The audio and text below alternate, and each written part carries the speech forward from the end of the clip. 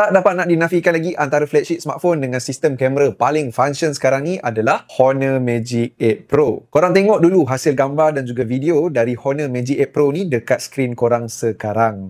Kalau aku nak cerita lebih pasal sistem kamera, lens dan juga engine yang Honor Magic 8 Pro ni pakai, aku dah cover panjang lebar dah dekat video yang sebelum ni. So tadi tu kira aku belanja sikit lah hasil kamera daripada Honor Magic 8 Pro. Sekarang ni video ni aku nak fokus lebih hal-hal lain pula pasal Honor Magic 8 Pro. First kali aku akan sentuh pasal dia punya speaker. Kuat mat, dekat tempat bising pun stand out. Cumanya dia basic sikit. Fokus pada low end. Tepi speaker kita ada port charging yang speed dia boleh pergi sampai 100 watt. 50 minit je dah boleh full charge. Dan yang paling best kat sini 80 watt untuk wireless charging.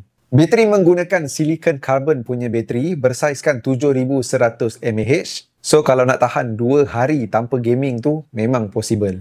Untuk software pula tak Honor lah kalau AI features yang ada ni tak function. Ada app Honor AI, dekat galeri pun ada AI edit yang serba boleh, dan software phone Honor kali ni menggunakan Magic OS 10 dan juga Android 16. Untuk skrin menggunakan 6.7 inci LTPO OLED, color memang cun, brightness pun memang boleh pergi sampai 6000 nits sekali dengan 120Hz adaptive refresh rate. Memang rasa smooth, experience gaming pun best, dalam masa yang sama jaga penggunaan bateri. And then guna daily memang tak rasa lagging, bateri smooth, mana taknya prosesor pakai Snapdragon 8 Elite Gen 5. So, siapa kata phone ni fokus kamera je? Gamers pun confirm akan enjoy buat main game. Lastly, kita cerita pasal design pula. Warna aku punya ni Sunrise Gold. Ada accent gold tu, tapi selalu tengok rasa macam silver lah pula. Tapi macam mana pun, design tetap nampak classy, elegan dan premium. Dan untuk IP rating, datang sekali dengan rating IP68 dan juga IP69K.